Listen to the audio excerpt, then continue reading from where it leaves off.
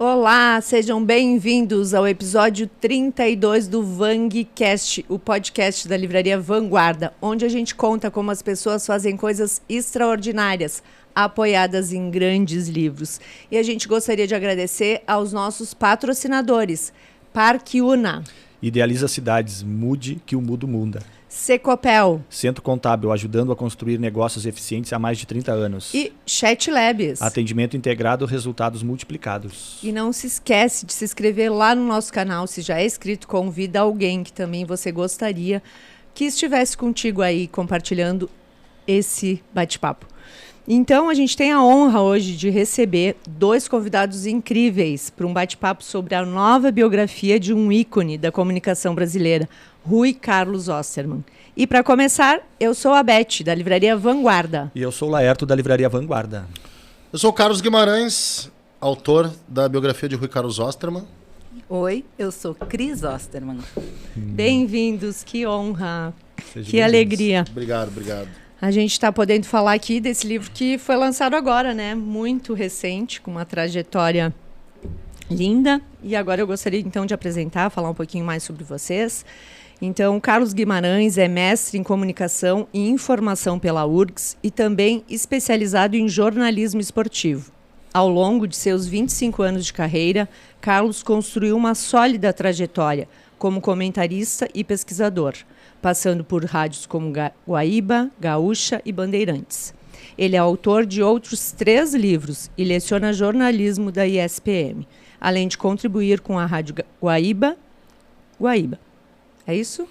Era isso até um tempinho atrás. Aí eu troquei recentemente. Né? Contribuí bastante com a Rádio Guaíba. Aí parei de contribuir, agora estou contribuindo com a Bandeirantes. Show. Mas quando o livro foi finalizado, eu estava na Guaíba. Eu troquei faz pouco tempo. Maravilha. Ok, seja muito bem-vindo, Carlos. Obrigado pelo convite, gente. É um prazer estar aqui falando com vocês. E também vamos apresentar a Cristiane Osterman, que é coordenadora do projeto da biografia e filha do homenageado. Cris é jornalista formada pela URGS, com pós-graduação em gestão de responsabilidade social empresarial e uma extensa experiência em projetos socioculturais. Ela é idealizadora de iniciativas como o Muda Mundo, que dissemina valores para professores e alunos de escolas públicas, e de outros projetos em prol da educação e da cultura.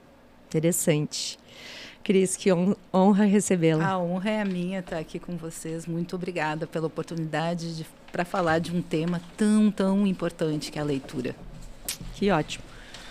Beleza, então. Carlos, acho que a gente já vai começar esse bate-papo contigo, né? Conta para a gente aí como é que surgiu essa ideia do livro, da obra, como é que foi essa trajetória, porque afinal, 90 anos tem bastante história para contar, né? Tem, e são 90 anos no livro mesmo, porque o ponto final é a enchente. A enchente é mais de 2024, então mais desse ano. Uhum. Então realmente são 90 anos, só não são integrais, porque, enfim, faltaram alguns meses para os 90 anos, né? A ideia, na verdade, não partiu de mim, partiu da Cris, numa reunião que ela teve com o pessoal do Footy Hub, inclusive ela pode explicar melhor como foi esse papo, só que o meu nome foi indicado, né? E eu lembro, fui chamado para uma reunião, fui lá, vamos bater um papo, tem um projeto para ti envolvendo o Rui. Falaram nada, eu, tá bom, eu vou ir. Se fosse tudo, vai por mim, vem. Eu fui e tava lá a Cris e chegaram meu nome para, queria que tu fosse o cara para conduzir o processo da biografia. E eu aceitei na hora, sabe? Eu já tinha escrito naquela altura 2 livros, o terceiro foi durante a pesquisa que eu lancei, eu tinha escrito 2 livros. Eu estava entrando no meu doutorado. Isso foi 2019, né? 2019, entrando no meu doutorado e algumas pessoas me conheciam bem ali, né? Especialmente o Rolim, Luiz Henrique Rolim e o Rodrigo Russomano. E apontaram meu nome. Eu sou um cara, eu gosto de escrever, né? Sim. Eu escrevo assim bastante. E aí fui. E aí eu chego a Cris e olha com muita desconfiança para mim. Do tipo, o que vocês estão fazendo com a memória do meu pai, mais ou menos isso. Ela olha assim pra mim, mas eu logo fui conquistando a Cris aos poucos. Aos poucos não, de cara, eu tenho certeza. A Cris até pode falar mais. Então você teve que conquistar a Cris, não o Rui. Tive que conquistar a Cris. Primeiro, depois o Rui. Mas o Rui foi mais fácil que a Cris. Mas tu já era um estudioso, tu conhecia toda a história do Rui, como é que foi isso? Conhecia boa parte da história, evidentemente muita coisa eu descobri ao longo da pesquisa, né? Na real, eu sempre fui admirador do Rui. Eu trabalhei com o Rui durante um período na Rádio Gaúcha, entre 98 e 2008, nesse período de 10 anos, né? A gente vai se perdendo nas datas, ou 2007. Eu trabalhei, mas era uma coisa assim, eu era produtor. E depois eu fui ser repórter e plantão. Então eu dividia, assim, algumas transmissões com o Rui, mas eu não era do primeiro time, né? Eu era do terceiro time. Como produtor, sim, eu tinha um contato maior, que daí eu era do primeiro time. Os caras gostavam de mim na produção. E eu tinha contato muito esporádico. O Rui não ficava na redação da Gaúcha, né? Primeiro ponto, era bem separado. Hoje é integrado, sim. Era bem separado. Ele ficava na redação da 0 hora. E eu ficava na redação da Gaúcha. Por um período eu produzi o sala de redação. Aí eu tive... E ele apresentava. Eu tinha uma proximidade maior nesse período. Mas depois... Aí eu saí, ele continuou...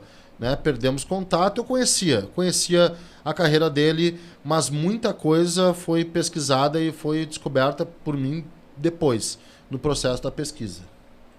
Tudo começou em 2018, na verdade, né? O pai participou como comentarista da Copa de 2014, que aconteceu aqui no Brasil. Ele fez poucos jogos, né? Ele já estava com algumas probleminhas de saúde, mas alguns jogos que aconteceram em Porto Alegre ele comentou. A de 2018 seria a primeira sem o comentário dele depois de 13 Copas do Mundo, desde 1966. Aí eu pensei, não, vamos fazer alguma coisa. E eu pensei, eu vou criar um Facebook e vou gravar com ele, sem compromisso nenhum. Mas aí uma grande amiga minha, me disse, não, vou te apresentar uma pessoa, que foi o Fernando Martinez, que ele é ligado ao futebol e tal. E aí eu conheci os meninos do Fut Hub, né, que é uma escola que prepara sobre gestão do futebol e tal. E eles disseram, não, vamos fazer ainda uma coisa simples, como que eu não queria o compromisso, tu vai gravar todos os jogos tanto tempo. Não. Queria uma coisa que ele se sentisse bem à vontade. E a gente começou a gravar os comentários do pai na Copa de 2018, depois outros jogos, e foi indo, e a gente começou a ficar com muito material. E aí nós resolvemos, não, eu trabalho com projetos socioculturais, com Lei Rouanet há muito tempo, eu disse, não, vou fazer um projeto, aprovar na Lei Rouanet, e nós vamos fazer uma biografia do meu pai. Primeiro que eu tive que convencê-lo. Pois é. Porque ele... É sempre assim. Mas uma biografia... Meu pai não tem essa vaidade, e eu acho que ele também não tem tanta dimensão, né? Não sei, Carlos. Eu acho. Do trabalho todo, né? Do trabalho e dele, da importância dele e da contribuição dele. Sem dúvida. Né? Então, ele ficava um pouco receoso nesse sentido. Bom, convenci. Aí, a parte que o Carlos contou, a gente fez a reunião. Não, eu gostei dele de cara, mas eu não podia ser tão fácil assim, né? E tem uma coisa que eu sempre digo, que parece um pouco piegas, mas é verdade, assim, que o fio condutor de tudo isso sempre foi o amor. Quando eu conheci os meninos, eles amam meu pai. O Diogo, que é meu grande parceiro nesse projeto, ele ama meu pai. O Cris, que é nosso grande parceiro, produziu boa parte dessas entrevistas, ama meu pai. E o Carlos também. É essa equipe. Não, isso faz toda a diferença. Faz toda a diferença. Muda o olhar, né? Sem sombra de dúvidas. E é uma equipe movida por esse amor, mas também uma equipe sensacional de trabalho, sabe? Às vezes a gente não tem, assim, ao longo da vida, uma equipe que a gente consegue ter uma semelhança, né? Uma sincronia, uma conexão, uma conexão, e né? se complementar exato, também, né, uma ligação, uma relação boa, né? A gente teve uma relação excelente, inclusive no modo de pensar, isso foi muito importante, né? Nosso modo de pensar foi conjunto até nas desconfianças. Até eu brinco da desconfiança porque tinha uns deadlines assim na hora de entregar o livro, né? E aí o primeiro deadline eu entreguei 20 páginas. E os caras se olharam assim... Eu e o Diogo ficamos apavorados. E o Christian, né? Aí eles assim, olha só, se for nesse ritmo, o livro vai ficar pronto só em 2047, mais ou menos assim. Daí eu disse assim, cara, confia em mim. E aí os caras falaram, tá bom, vamos confiar em ti. Aí veio a segunda entrega com um calhamaço assim, ó, toma então. Daí os caras, ufa, eu achei que tu não fosse entregar, porque a primeira foram 20 páginas que eu mandei. Era pra dar queria uma aprovação, era isso? Tu queria um direcionamento? Não, foi que eu só consegui escrever 20 páginas mesmo. Não foi nada além disso. Era pra entregar 100, mais ou menos, em média eu entreguei 20. Era isso. Foi o que deu, não sei o que houve, mas é o prólogo, só que eu mandei, eu acho. Prólogo é o primeiro capítulo. Foi o que deu pra mandar.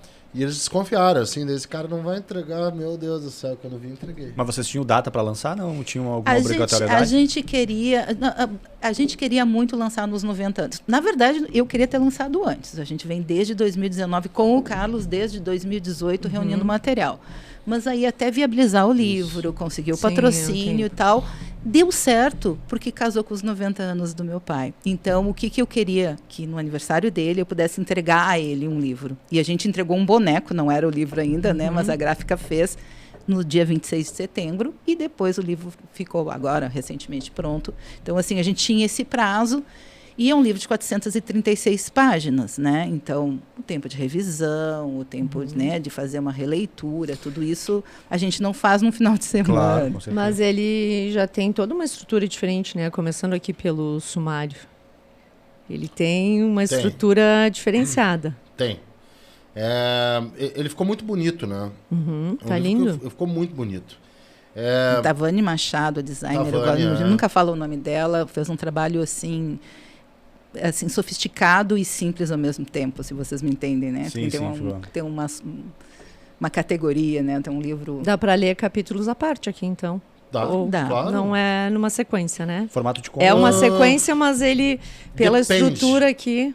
Dá para ler capítulos à parte, mas às vezes... Vai faltar. Tem uma referência. Uma referência de um capítulo anterior ou de capítulos anteriores. O melhor modo de ler é do início, né? Seguir a ordem das páginas, porque a ordem cronológica.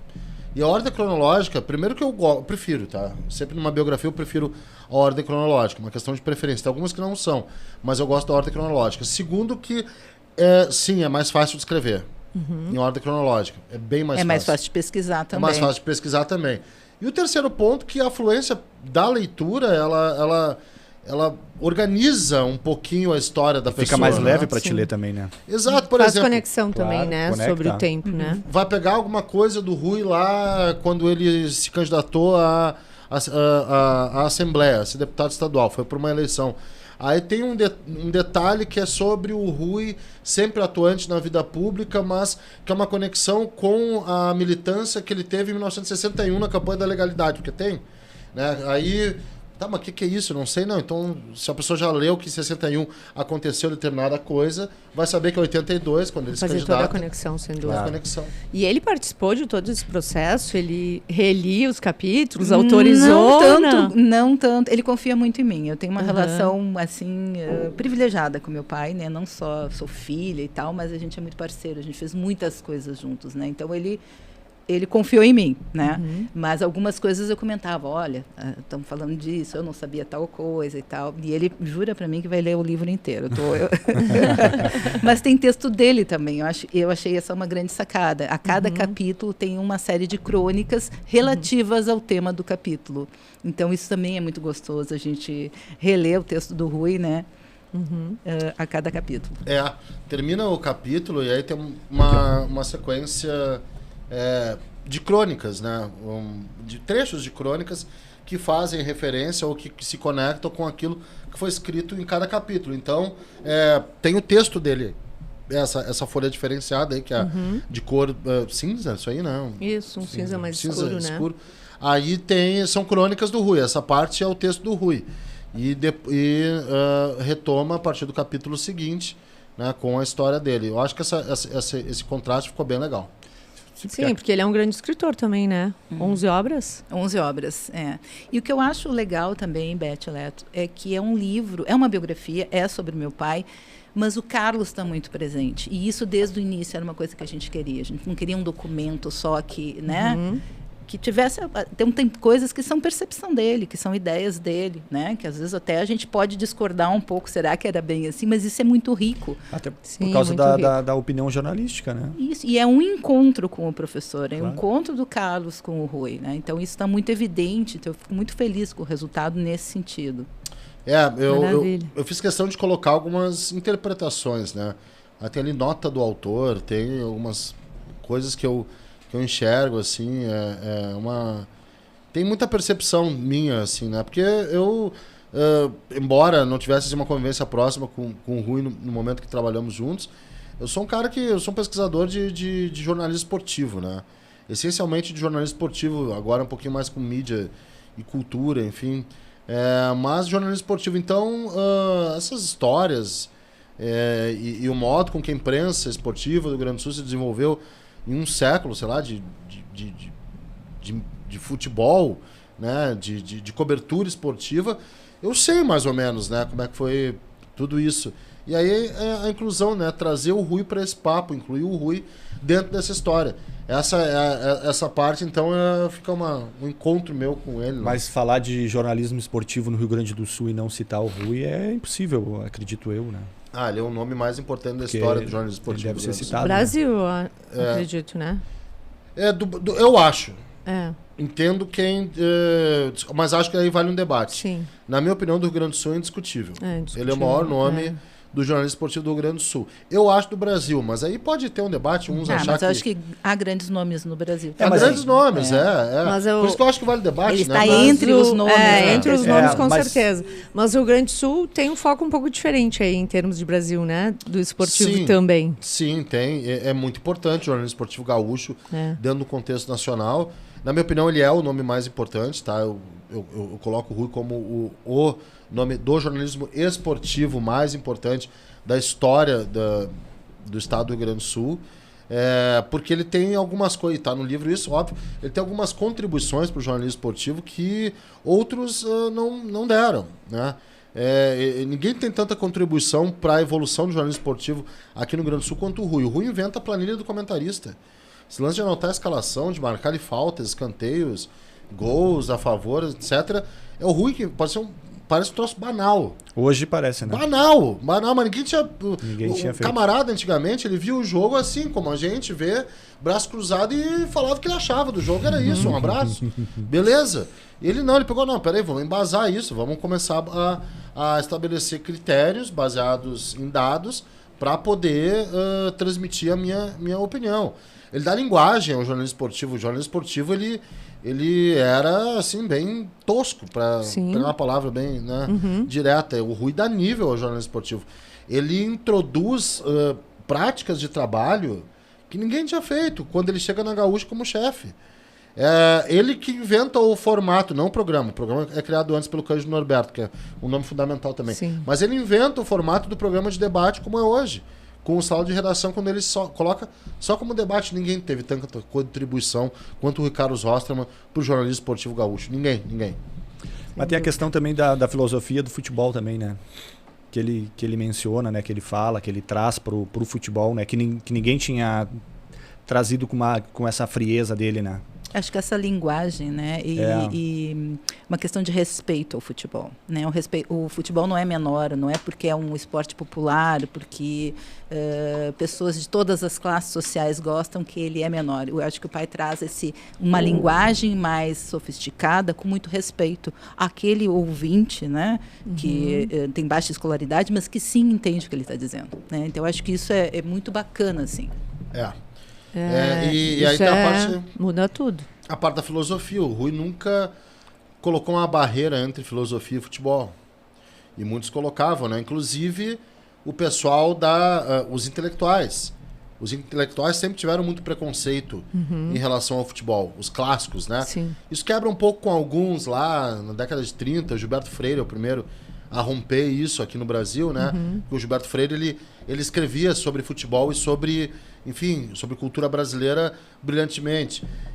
Outros intelectuais quebram isso, mas o Rui aqui no Rio Grande do Sul, ele retirou, ele transcendeu, melhor dizendo, ele sai ele consegue transitar em dois ambientes, né? Entre os intelectuais e entre o pessoal do futebol, né? E ele nunca incompatibilizou filosofia e futebol. Ok? E o que foi, assim, de tão especial que, Carlos, para ti, eu acho, a Cris também podia falar, nessa história toda, o que foi uma surpresa? Pode falar. Vai a Cris antes. Uma surpresa... não é namorada, né? Mas um flerte, para usar uma palavra da época, que o pai teve, cartas que ele trocava durante muitos anos, né? Com uma senhora hoje, né? Que mora em São Paulo. E a gente achou essas cartas, o Carlos conversou com ela. Que legal. Eu acho que nunca se efetivou o namoro, mas uma conexão pela literatura eles tinham. Isso é muito legal. Então, eles escreviam sobre livros. Rui, estive lendo tal coisa, assim. Então, assim, uma coisa muito bacana que hoje a gente perdeu, né? Imagina de escrever uma carta, Beth, falando de um livro que eu li. Como isso, né? É sensível, né? É sensível, como a ideia desse podcast também, né? Que as pessoas ouçam e dizem, nossa, ler deve ser bom mesmo, né? Coisa gostosa. Então, eles trocavam sobre literatura, né? Eu assim, ouvi falar muito... né? Não tinha a dimensão de quantos anos foram de cartas. Mas né? ela morando em São Paulo ou ela morando aqui? Ela morando em São Paulo. Ela morando em São Paulo. E parece que o Rui foi até São Paulo também visitá-la. Duas vezes. Uma quando ele era jovem, né? Quando eles se conheceram. E outra quando ele já estava com 40 e poucos anos. Foi num jogo, eles se encontraram. E é uma história meio assim... É uma história muito bonita. Muito bonita. Eu fiquei bem emocionado com o depoimento da Rose, porque além de ser uma mulher muito inteligente, ela relata uma história. Ela tem 3 casamentos, a Rose, tem filhos, netos hoje, né? Mas ela relata uma coisa que eu não imaginava que eu pudesse encontrar assim na vida real, sabe? Uma coisa meio de filme, meio de cinema, assim, porque era uma ligação. Mas não era uma ligação tão forte ao ponto de os dois ficarem juntos. Mas também não era para os dois ficarem juntos, porque ela sempre respeitou muito a Nilce e o Rui também. Então é uma história muito, muito bonita, assim. E ela foi bem emocionada. Eu tenho uma outra... E também não sei quanto de ficção também não tem na... Eu acho que tem. Eu escrevo isso. Ela romantiza bastante a história. E acho demais que ela tenha romantizado, sério mesmo. Acho que às vezes faz falta a gente romantizar, a gente... que eu brinco até o verbo, né? Folhetinizar a nossa vida, transformar algumas histórias em folhetim, né? Porque amores são amores, mas às vezes é legal que a gente coloque esses amores assim como impossíveis ou como literários mesmo, né? Eu acho muito bacana. E era muito a relação pelos livros, né? Não era uma pelo coisa... cinema também. Pelo cinema também. Né? E ele lia muito? Sempre leu. Nossa. Sempre leu. Leitor voraz. Sempre leu. Bem variado, assim? Bem variado e desde muito cedo, e numa família que meu avô não lia, minha avó não lia, mas ele teve a sorte de ter uma livraria muito próxima de onde ele morava na infância. Olha aí, vamos repetir o poder das livrarias. Vamos repetir isso. Essa livraria, que eu não sei o nome, fez toda a diferença na vida dele, que ele, né, se relacionou lá com o dono e ia, né, sempre que podia ler. Não comprava o livro, mas lia na livraria. Mas lia. Por causa da proximidade do livro, que a gente sempre fala, né? Se tiver uma livraria... Tem que estar na mão, tem que estar na mão, tem que estar acessível, né? E mais uma outra coisa que também ajudou ele foi para um colégio interno. E aí o refúgio era ler. Ele começou a ler. Né? A gente foi no Sinodal, eu visitei um simulacro de como era o quarto do colégio interno. Museu, né? Era complicada a coisa ali, viu? Era um internato difícil, assim, bem complicado. Em termos de regra, tu diz? Em termos de regra e de castigo. Em termos de regra e de castigo. Se não seguisse as regras, o castigo era pesado, em termos de tudo. Futebol era proibido. Ele jogou basquete porque não podia jogar futebol. Eles fugiam, às vezes, para dar uma jogadinha de futebol. Exatamente. E fumar. Tá escrito, a gente fugia para jogar futebol e fumar. Mas o quarto é, assim... pesado, tá? E tá ali, e eu sei que foi pesado também por depoimentos de outras pessoas e por aquilo que eu consegui captar do próprio Rui quando ele fala sobre o fato dele ter sido colocado lá. Até hoje ele fala isso. Até hoje ele fala, é uma coisa muito sofrida. E ele ficou muito tempo? Ele fica 2 anos e meio. Mas foi uma opção da família? Eu acho que meus avós, eles tinham um café comercial, que era tipo o Café Aquários. Era um ponto de encontro em São Leopoldo. E eles trabalhavam muitíssimo, o tempo inteiro. Então, eu acho que foi uma coisa meio germânica prática, sabe? Tu vai pro colégio interno, que é mais fácil pra gente. Sim. E aí ele não tinha muito o que fazer, assim, o colégio... E ele tinha um irmão 15 anos mais moço também, então que era criança. Então, acho que isso foi uma decisão prática, não muito afetiva, vamos dizer assim. Isso é no final dos anos 40, tá? Não tinha o que fazer. E o quarto... Era o que podia. E o quarto tá descrito quarto no livro, uma cama com uma bacia embaixo da cama, né? Com um mosqueteiro e uma mesinha de uma cabeceira. mesinha ali de canto, de né? apoio. De apoio, isso, de apoio da cama, sem decoração, nada. Um quarto dividido, né? Que foi o que eu vi no Sinodal. Só tinha o livro, só tinha um livro. E aí ele começou a ler mais ainda, porque tinha livraria e mais o livro. E foi um leitor absurdo. Mas, Carlos, tu vai a fundo, assim, pra Vou. fazer a tua escrita. Vou mesmo, assim. É um processo muito louco, assim, de entrar na vida de uma pessoa, né? De tentar recuperar as coisas da vida de uma pessoa. E que desperta algumas coisas, né? Não é saudável. Não é O nível de envolvimento, tu diz. É um nível de loucura, quase. Não é saudável. Sabe por quê? Porque eu fico pensando assim, pô, será que eu tô escrevendo bem? Será que tá à altura? Porque assim, ó, se fosse um livro, sei lá, de um político, de um empresário, de uma personalidade famosa, mas que não escreve. Que não escreve, pô, eu teria uma confiança melhor. Por quê? Porque, poxa, pode ser uma personalidade muito importante. Mas o texto eu não tenho que... Eu tenho que fazer jus à história, não ao texto. Nesse caso, eu tinha que ser fidedigno à história com um texto bom. Porque era o Rui. Sim, uma responsabilidade gigante. Uma pessoa não pode escrever mal o livro do Rui, né? E aí tem trechos aí que eu nem sei como é que eu escrevi. Incorporei, eu acho. Acho que é esse envolvimento. Eu baixei assim, o Santo tem umas coisas assim, nossa. Não, o que ele passa aqui, né? A gente já fica louco pra saber tudo que tá escrito aí, linha por com linha. certeza, Mas é por causa desse envolvimento Eu todo. acho que Isso faz muita diferença. Esse senso de responsabilidade, nós todos, né? E eu como filha também, assim, né? Tem que ser um livro E eu digo bom, a responsabilidade bacana, bem escrito, bonito, sabe? Que esteja próximo da altura do que ele significou para a comunicação, para a cultura aqui no Rio Grande do Sul e no Brasil, né? Então, e eu acho que a gente conseguiu isso. Então, Não, acho que sim. Com certeza. E a questão da confiança também, né? Da família depositar no Carlos para fazer essa obra, né? Não, eu tinha muita liberdade mesmo. A Cris, pouquíssima... ela pontuou pouquíssimo no livro, né? Tem coisas assim... Tem uma só que ela... Eu posso falar? Pode, claro. Na maioria ela deixou tranquilo, assim, claro, pontuava com correções históricas e tal. Tem uma só. Olha só, ela mandou uma foto da mãe dela. Não foi só pela via intelectual que meu pai se apaixonou pela minha mãe. Minha mãe era muito bonita, tá? Então, como assim, Cris? Tu dá a entender que o pai só se apaixonou por ela porque ela era muito inteligente. Mas não, ela também era bonita. Que dava a entender... Aí eu mandei uma foto que está no livro até, no eu livro, acho. Ela em Tramandaí, 1956, talvez. Uma foto bem antiga. A mãe era muito bonita. E ela sempre dizia, teu pai só olhava para as minhas pernas. Então, só que ela era muito... Minha mãe foi professora de história, assim, uma leitora incrível, assim. Super a gente forte na sente família. muitas saudades dela. Ela contribuiu com o livro, mas ela faleceu em 2021. Olha. Essa aí, ela Mostra. mandou, olha como Pelo ela amor era de Deus, bonita. Beth. Que vida intelectual, maravilhosa. Mesmo. Foi por aí que ela conquistou, certamente. Fiz bem, corrigiu ou não? Muito. E a outra era sobre a minha avó. Lembra? Lembrei da tua avó que parecia... que ela era dona de casa e minha avó trabalhava pra caramba o dia ela só inteiro. cuidava das coisas de casa e que só teu avô trabalhava.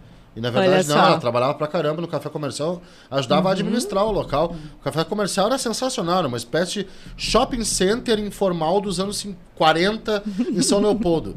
Porque era o único lugar na cidade, em dado momento, que tinha telefone, era o único. Era o único Super que tinha, pra frente. O único que tinha bomba de gasolina.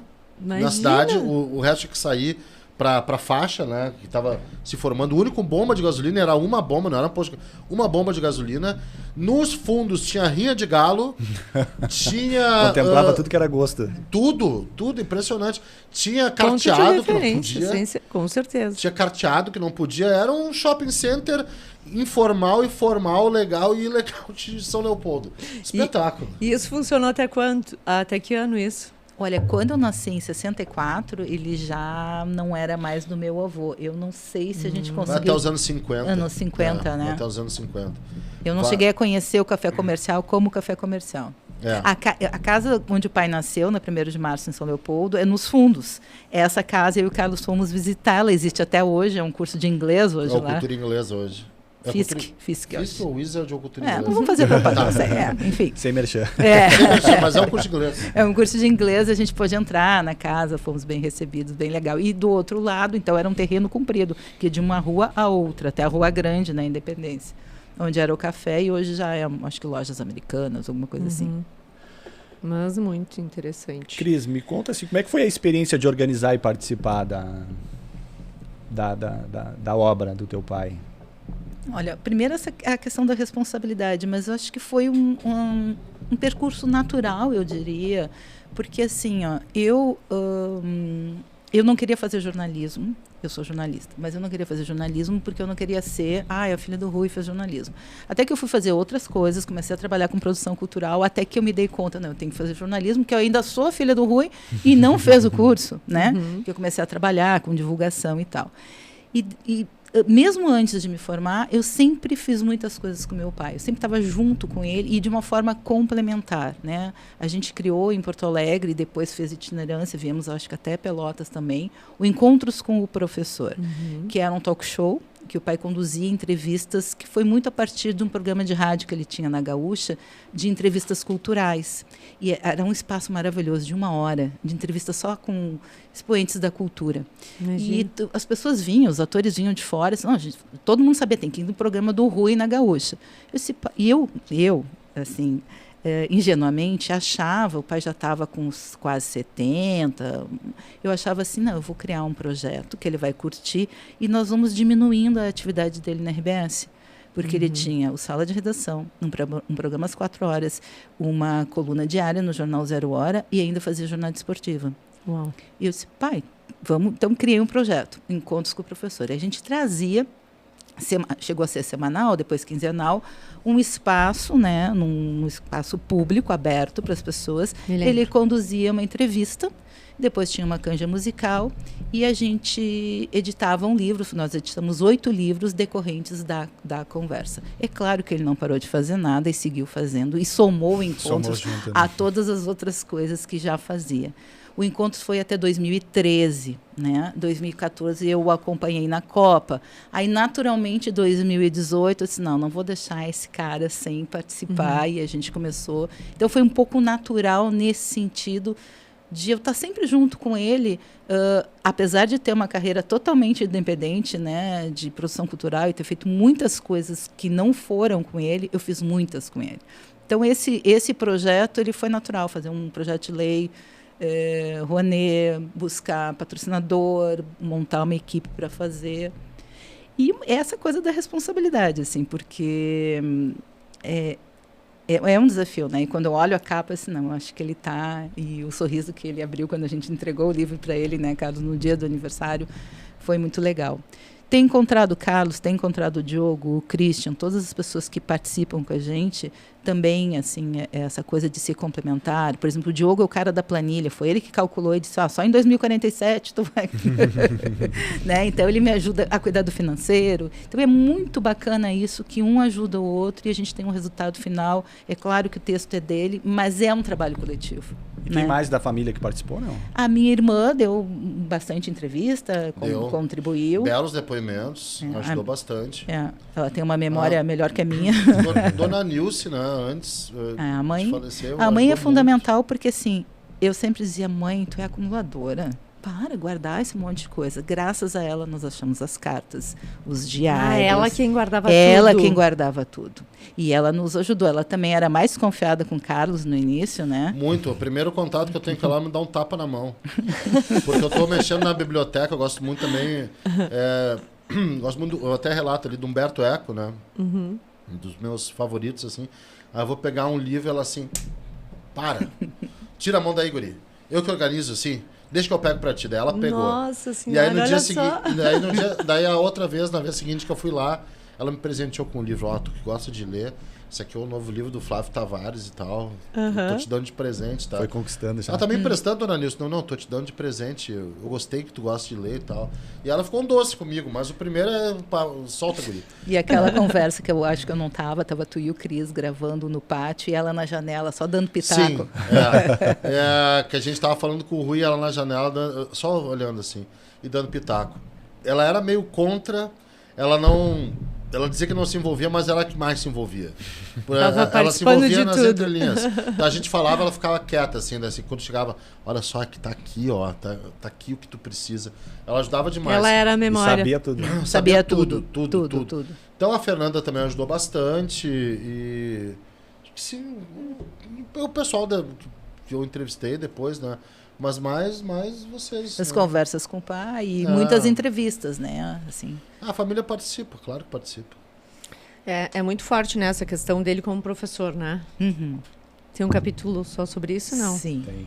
E tem Sim, ex-alunos também no livro Sim. e o pai. Eu me lembro quando ele era professor de filosofia no João 23, que foi o último lugar onde ele lecionou, e eu me lembro que ele tinha um grupo de alunos que iam em casa e discutiam filosofia. E eu, de metida, às vezes ficava ali, eles eram um pouco mais velhos que eu, mas ficava ali junto dando uma olhada. Então, assim, ele fez no João 23 A Voz do Morro com os alunos, um jornal. Né? Tem um entrevistado que está aí, o Achute, que é um grande fotógrafo, começou a fotografar por causa do jornal na escola, né? Com o apoio do pai. Ele é muito... Então, assim, ele trabalhava em várias áreas. E para os alunos, a gente vê, assim, óbvio que a gente não consegue entrevistar todo mundo, né? Claro. Que participou, né, da trajetória dele. Mas os ex-alunos têm uma coisa muito forte. A Sim. Cláudia Coutinho, que está no livro, estava ali nos autógrafos. Então, e vários, eu fui aluno do teu pai. Nelson Sirotsky. E todos referem assim com muito, não só com carinho, mas com uma admiração pelo professor.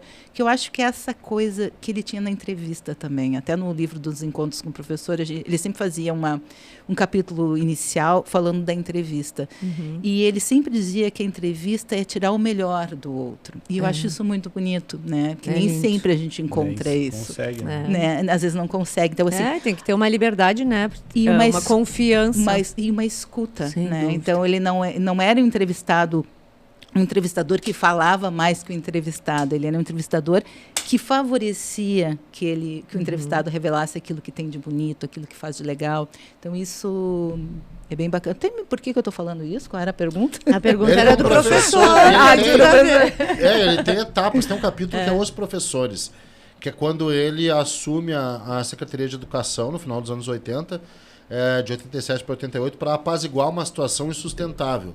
Uau. Que foram as greves que estouraram do Estado nos anos 80, os famosos cinetaços. Sim. Todo mundo ali na Praça da Matriz, em frente ao Palácio Piratini, exigindo... Condições realmente.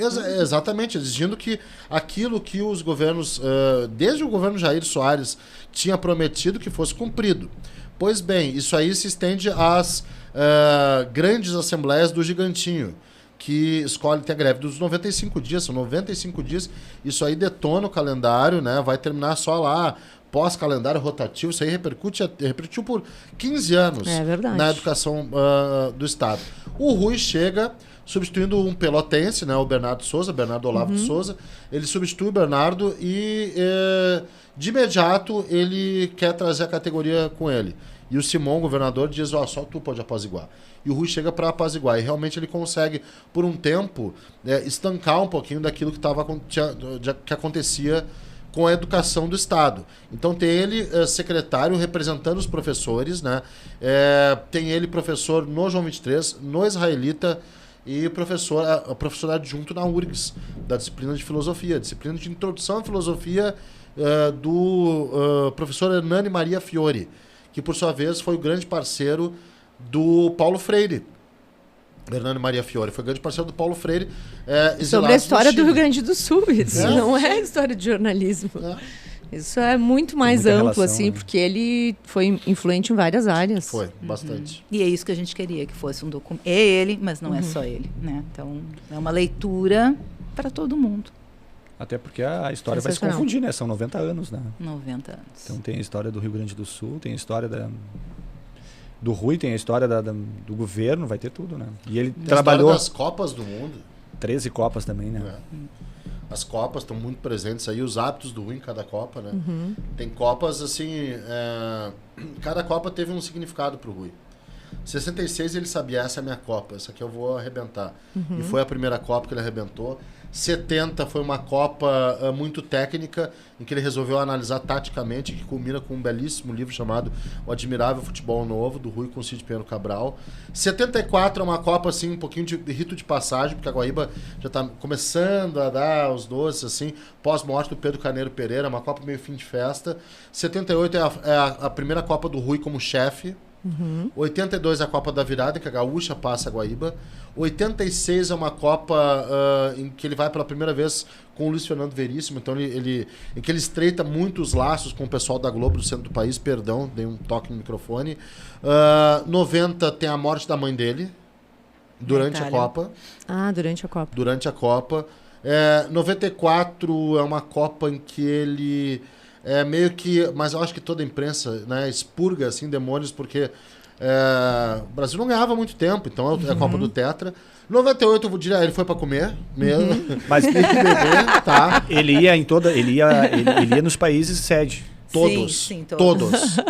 98 foi na França. Sim, sim. E aí a maior parte das colunas, das crônicas dele era sobre comida e bebida. Eu fui pra comer na Copa. Ele foi curtir. Foi curtir e realmente curtiu muito bem. 2002 tem uma história muito bacana, é um capítulo específico, porque é um Rui jornalista, documentarista. O Rui vai pra Copa pra documentar o dia a dia do Filipão. Ele escreve A Alma do Penta, né? Que é um livro, a biografia do Filipão, escrito pelo Rui. Em 2006, uma Copa que o Rui, embora já numa fase final ele estava muito disposto em 2006, uma Copa no Rui meio com a moçada cercando, né? O Rui ficou mais próximo de uma galera de 40 e poucos. O Rui já tinha em 2006 72 anos. 71 antes de setembro. Então ele se cerca da galera de 40, de 30 e poucos, né? Davi Coimbra, Zé Alberto, Sérgio Boas, essa é a turma que o Rui tá junto. E 2010 é uma Copa mais complicada do seu ponto de vista de saúde, sim, do Rui. Essa foi a última. 2014 eu ainda considero, porque ele fez alguns comentários. Com bastante, foi um ano bem... E ele fez em casa também, né? né? Porto Alegre, né? Depois de 2018. Não, mas sim, em casa Porto Alegre, Isso. sim. A gente ia até a Gaúcha, ele não chegou a ir até o 2010 estádio. em termos de viagens, né? De viagens, Copas que ele viajou. Sim, que ele viajou e acompanhou. Não, tem que ler o livro. Não tem... Não, Tem recheado de histórias boas. É maravilhoso. Tem na Vanguarda. Tem na Vanguarda, sim, aqui em Pelotas, Rio Grande, aí pelo e-commerce, aí a gente entrega em todo o Brasil com o maior prazer. Pessoal, e vocês também trouxeram alguns livros que são importantes para uma leitura de vocês. Querem começar a falar sobre isso? Sim, são Vai tantos lá, Cris. livros. Foi difícil? Foi difícil. Primeiro, assim, eu sou meio lesada na memória. Eu, às vezes, quando eu abro o livro, começo a dizer, eu já li. Eu esqueço o nome do autor e o nome do livro. O Carlos que também tem um pouquinho essa dificuldade. Não? Não. Não? Não, mas tem várias pessoas que são assim, que já nos contaram aqui. Nome de filme, né? Às vezes me dá Nossa. Eu tive dificuldade de lembrar alguns livros que eu gostava naquele momento. Ah, certo. Tá, é uma dificuldade diferente. É diferente. Eu trouxe livros que eu li mais recentemente e eu usei 2 critérios, assim. Primeiro, são livros escritos por mulheres, né? E sempre que me pedirem uma indicação, eu vou indicar uma mulher, óbvio. Olha aí. Né? Eu acho que a gente tem que valorizar muitas escritoras maravilhosas. A Micheline Verunski, não sei se diz assim, mas ela é pernambucana, se não me engano. Esse livro, vou mostrar aqui. O Som do Rugido da Onça. Ela é antropóloga, escritora, e ela acompanha 2 naturalistas europeus, vieram no século XVI para cá, e raptaram 2 indígenas, que eles achavam que estavam salvando da barbárie. E ela traz essa história, e a prosa dela é uma prosa poética, assim, sabe? É um livro maravilhoso. Depois eu tive a oportunidade, casualmente, de ir ao teatro com a Companhia Extravaganza e vi uma peça que é a história de uma mulher que queria ser Micheline Verunski. Ah, que legal. Né? Muito bacana. E ela inventa esse nome e depois ela descobre que a Micheline Verunski existe mesmo. Uau. E aí acaba a vida dela. Meu Deus, como eu vou fazer? Né? Eu inventei esse nome tão fantástico para ser uma escritora famosa e ela já existe. Então, é uma peça também muito bacana. Tem vários livros dela, eu gosto muito, muito, muito mesmo, recomendo. Esse livro é um livro antigo, mas, gente, infelizmente, ele um livro bem tão atual. Ele é tão atual. Quarto de Despejo é uma leitura Obrigatória. E eu até agora, viu, que eu não lembro, tem uma outra escritora francesa que escreveu cartas para a Carolina, que nunca entregou, sem conhecê-la, né? Relatando o mesmo tipo de experiência. A Carolina era uma catadora de papel, numa favela em São Paulo, e que gostava de ler. Isso. E que gostava de escrever. E ela faz um diário sobre... É uma literatura realidade, né? Isso. Sobre o que ela encontrava ali na favela. É um livro... Eu chorei quando terminei esse livro aqui, porque apesar de trabalhar com projetos sociais e culturais, apesar de conhecer muito a realidade de periferias, assim... foi um livro que me tocou muito, eu recomendo muito a leitura, né? Ele é muito indicado em escolas, esse nas livro. escolas daqui, aqui de Pelotas. É um livro muito bom. Muito bom, e traz para uma realidade, né? Que é importante, né? É importantíssimo. Às vezes a gente está numa bolha, não sabe. E esse livro é o livro mais recente, só nomes difíceis eu escolhi, a Lilia Moritz Schwartz. É o último livro dela, né? O mais recente. É uma pesquisa de muitos anos. Imagens da branquitude, a presença da ausência. Ela analisa obras, né, pinturas, desde o século XVI e vem até a atualidade, quase, propagandas também, onde o branco não está presente, mas a sua ausência demarca a sua presença na subordinação, na opressão das pessoas. Fantástico. Esse livro é maravilhoso. Chega a me arrepiar. E a Lília tem uma escrita muito boa, né? Ele é fácil de ler. Ele apesar de ser ela é uma pesquisadora, uma acadêmica, mas não é aquele livro chato acadêmico. Às vezes, não, da academia. Não, é um livro... E ele é todo ilustrado. E é incrível, assim, porque é um novo olhar que a gente vai ter sobre coisas que às vezes estão normalizadas, né? E que a gente tem que... Assim, eu trouxe mulheres porque eu acho que tem algumas coisas que a leitura traz para mudar o mundo, que são fundamentais, que é para transformar a realidade, né? Então, a gente falar do patriarcado, né, é super importante. A gente ter práticas antirracistas, trazer, né, como o caso da Carolina, uma mulher negra, não só mulher, mas uma mulher negra. Outro livro que eu ia indicar, mas não tinha... A Larissa disse que eu podia falar, são os livros da Bell Hooks, especialmente ensinando pensamento crítico, que são ensinamentos para professores, em que ela fala da trajetória dela, mais de 30 anos como professora, e também da escolarização dela nos Estados Unidos, que ela pegou o período das escolas segregadas, né? Escolas para negros, escolas para brancos. E ela está todas... Também uma outra linguagem maravilhosa. Então, gente, mulherada... Leiam Bell Hooks, né? Qualquer livro dela é maravilhoso. A gente acho que até já recebeu agora. Não chegou? Mas já chegou, a gente já pediu. Cobrem da Vanguarda. Tem que ter, eu disse para Flávia, eu disse, a gente está sem Bell Hooks.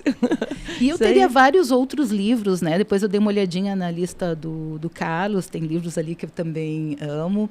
E...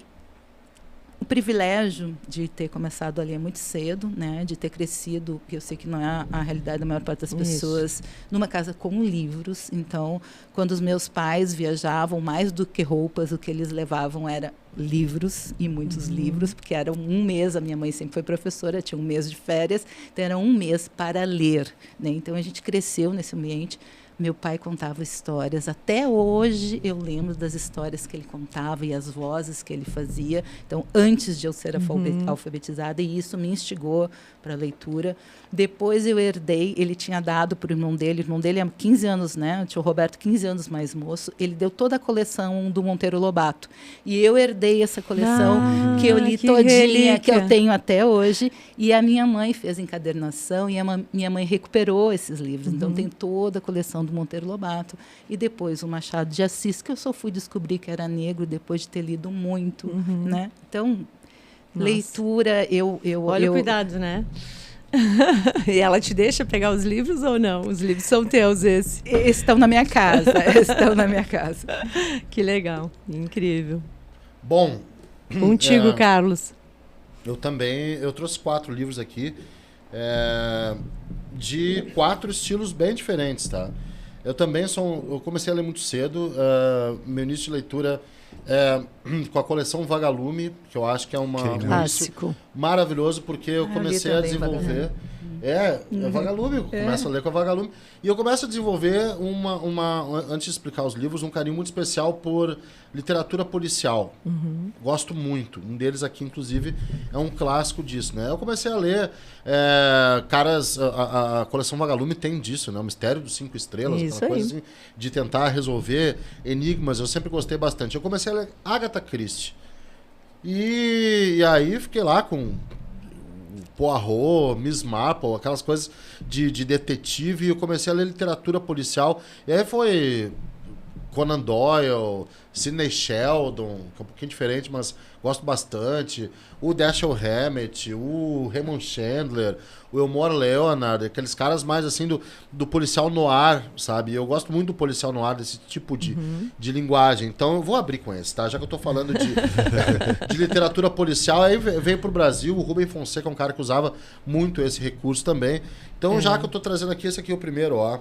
Falcão Maltês, em que a gente conhece o Sam Spade, que é o detetive do livro, tá? Posso fazer um parêntese? Agora eu lembrei Pode. falando. O Luiz Fernando Veríssimo e o meu pai sempre trocavam. Eles dois adoram literatura policial. É mesmo? E Dashiell Hammett e Raymond Chandler eram dois autores que Sim. eles, inclusive, trocavam livros e tal durante Que muito legal. tempo. É. Eu amo Olha só. esse livro aqui. Teve uma adaptação para o cinema chamada Relíquia Macabra. Pouca gente lembra que a Relíquia Macabra é o Falcão Maltês, tá? Um filme lá da década de, sei lá, 40, aquilo, né? Que mostra com uma narrativa impecável como funciona um submundo norte-americano, um submundo norte-americano lá nos anos 40. É muito interessante isso aqui, porque é uma época de de pós-guerra, tá? Sim. E de vários acontecimentos em termos de investigação e de personagens. É um livro rico em personagem, o Falcão Maltês. Esse é o primeiro. Vamos para o segundo. O maior livro-reportagem já escrito no Brasil, com certeza, e, na minha opinião, junto com A Sangue Frio, do Truman Capote, o maior livro-reportagem da história. Os Sertões, do Euclides da Cunha. Sim, é um livro-reportagem. O Euclides da Cunha era um jornalista da Folha de São Paulo que vai para o interior da Bahia mandado para escrever sobre a Guerra de Canudos. E o cara faz este livro que é maravilhoso, colocando todos os detalhes numa riqueza de fatos e de linguagem que nunca nenhum jornalista se aproximou aqui no Brasil. Os Sertões, na minha opinião, é uma obra absurda, tá? A gente fala muito sobre Guimarães Rosa e tal, né? E sobre os livros do Guimarães Rosa, que são fantásticos, mas são livros ficcionais, né? Se pegar lá, sei lá, Grande Sertão Veredas, ou Vidas Secas, enfim. Esse livro aqui, Os Sertões, é um livro reportagem. Real. É um documentário brilhante. Nunca ninguém escreveu jornalisticamente desse jeito. É brilhante. E ele se reinventa até com as capas, né? Exatamente. Eu não tenho essa edição, não. Essa é uma edição da Martin Claret. Eu não tenho essa edição. Eu tenho uma outra edição. Eu tenho uma edição dupla, na verdade. São 2 livros que eu tenho. É bonita também. Capa dura também. Esse aqui, na verdade, é uma revisão de 1968, o ano que não terminou. Porque também é um livro documental. Esse aqui é 1968, O que Fizemos de Nós. É um livro documental que fala sobre o ano de 68 no Brasil, que é um ano muito rico, né? Por várias perspectivas. É o ano do AI-5, mas também é o ano do tropicalismo, é o ano de uma efervescência cultural enorme, é um ano em que as coisas estão muito assim latentes, é o ano de sequestro de embaixador, é um ano que tem um monte de coisa, né? Em 68 as coisas estavam acontecendo, e depois de ler esse livro, eu fiquei naquela vontade assim, poxa, se você pudesse voltar no tempo, em tempo e espaço, para onde é que tu voltaria? Eu acho que eu voltaria para o Brasil de 68. Ia se divertir. Ou não. Eu acho que eu não voltaria para aquela ditadura, não, Deus me livre. Mas os subversivos eram muito divertidos. E o último, gente, na minha opinião, é o melhor livro de ficção escrito no Brasil no século XXI. Uau. Nossa. Uau. Dos que eu li, sim, na minha opinião, de ficção, tá? Não sei se posso estar enganado, cada um tem seu gosto. Claro. Esse livro eu acho fantástico, que é Barba Ensopada de Sangue, do Daniel Galera. Eu acho um livro... poucas vezes eu fui tão assim capturado por uma narrativa como nesse livro, que se passa em Garopaba, conta a história de um cara que vai para Garopaba para reencontrar coisas da vida e ele se depara com uma obsessão lá em Garopaba, né? E eu gostei muito porque o jeito com que ele conduz, especialmente a narrativa final, é assim, ensandecido, né? Um livro, em alguns momentos que eu brinco, tarantinesco, assim, meio Tarantino, assim. E a narrativa, o jeito que ele... E ele te leva... Eu conheço bem Garopaba, né? Tu vai imaginando todos a casa, o Ele caminho, relata bem, né? Ele relata muito Garopaba, bem. né? E e tem um determinado fragmento, assim, que é ele que vai encontrar o objetivo dele. Não vou dar spoiler do livro, leiam esse livro, é fantástico. Ele está quase encontrando o objetivo dele e a narrativa até chegar lá, ela é absurda, assim. Eu nunca... desses mais jovens, não vi alguém escrever desse jeito. E na minha opinião foi não sei se o melhor livro, tá? Mas o melhor... é o melhor livro. O José Faleiro, pensando. Os Supridores, que tava Gosto muito também. É muito bacana. Gosto muito. Porto Foi o Alegre, último, né? de Porto último Alegre. livro que eu E tu tem grande contato livro que com eu o li. Daniel Galera, não? Não tenho. Não, ele é de Porto Não Alegre, tenho, é de né? Porto Alegre. Gaúcho também. Nem com o Zé Faleiro. Zé Faleiro foi o último que eu li. Antes de ler as 11 obras de Rui Carlos Osterman. Que eu tive... E eu li 3 vezes a biografia de Rui Carlos Osterman. Eu tive que ler. Diminui a minha leitura esse ano. Agora que eu vou... Não, o último tinha sido o Diorama, da Carol Ben-Simon. Aí eu fiquei um tempo só na biografia do Rui. Agora que eu voltei a ler, eu tô lendo... Mas eu fiquei Livro curioso, musical. Carlos. Quantos livros tu lê por ano? Tu tem um número? Cara, eu leio muito por ano. A gente percebeu, né? Não, incrível.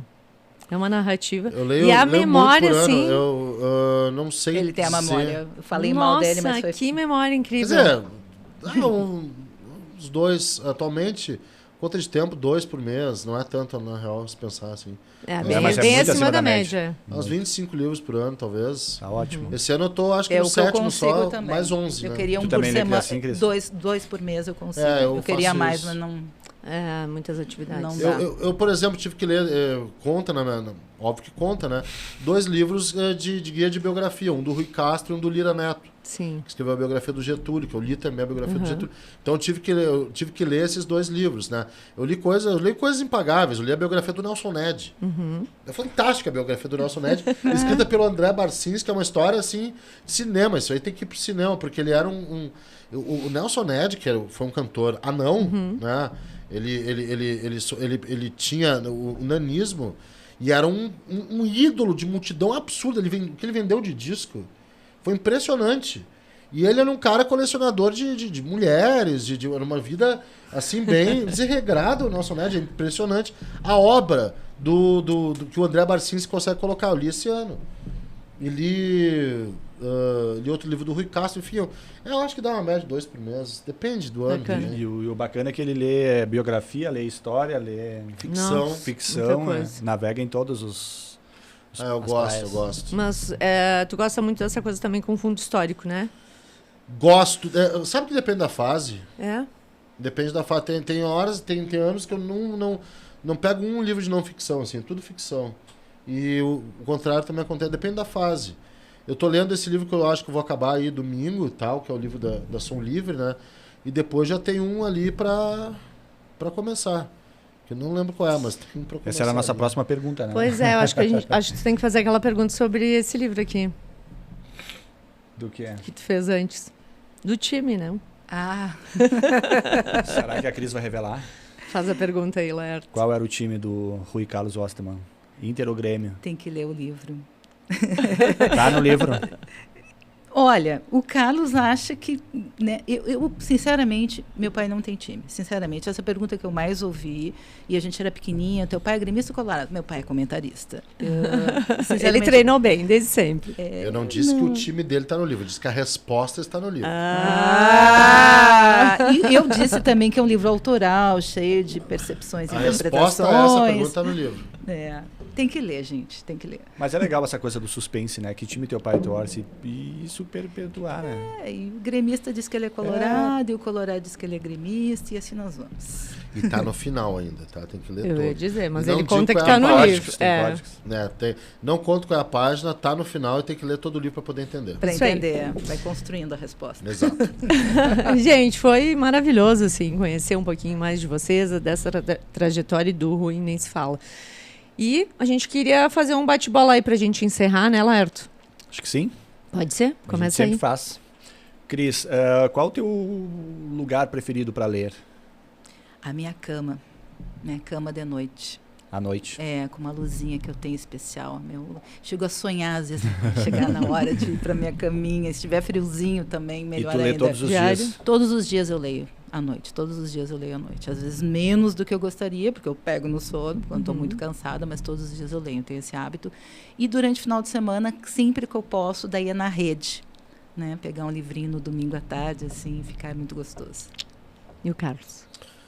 Minha cama, 3 travesseiros, 2 almofadas e o ar-condicionado na temperatura 16 graus. Nossa Senhora! Super equipado. Esse é o ambiente perfeito para mim. Aí eu maratono livros, porque é o lugar... Minha cama, o ar-condicionado é muito frio e 3 travesseiros mais 2 almofadas. Tem ritual. Ah, é? Tem ritual, Eu uso vários travesseiros. Mas eu não também. deixo só a luz no livro, não. Eu deixo luz geral. Aí tu não pega no sono normalmente? Nada. Não pego no sono com livro. Olha só. Não pego. Eu só pego no sono quando eu decido... Tá, claro, às vezes cansa, né? Mas eu preciso... agora parei de... Eu não pego no sono com livro assim, não. Eu deixo... parei de ler. Agora eu vou dormir. Diário também? Só pego o sono em viagem. Diário... Os diários... Se tu lê todos os dias. Se eu diariamente. leio todos os dias. frequência. Entendi que eram os diários do Rui. Depende, não leio todos os dias. Tem dias que eu não consigo, mas toda semana sim. Toda semana eu leio. Mas todos os dias às vezes não consigo. Às vezes é muito tarde que eu chego. Não dá. Beleza. A próxima leitura? A próxima leitura, eu estou louca para ler o novo livro do Jefferson Tenório, De Onde Eles Vêm, isso? Que é De Onde Eles Vêm. De Onde Eles Vêm. Eu estou louca para ler esse livro ainda. Não comprei, vou comprar na Feira do Livro, na Vanguarda. Ótimo. Que legal. A minha próxima leitura tem aqui, está escrito, um livro chamado Vento em Setembro, do Tony Bellotto, que é o guitarrista dos Titãs, tá? Sim. Mas ele é um ótimo escritor, tá? Mas eu nunca li nada Ele dele. é um ótimo escritor de literatura policial. E me chamou a atenção que é uma história que se passa no Rio de Janeiro dos anos 70, se eu não me engano, né? Essa é a minha próxima leitura, Vento em Setembro, do Tony Bellotto. Gosto muito dele, dos personagens dele, da construção dele. E eu tô com saudade de ler literatura policial. Faz muito tempo que eu não leio, eu não sei a última que eu li. Faz muito tempo que eu não leio. Legal. Que eu tive que entrar na biografia, né? Mais uma? Pode pedir. Um autor preferido? Nossa, que difícil. Carlos Guimarães, no momento. Adorei.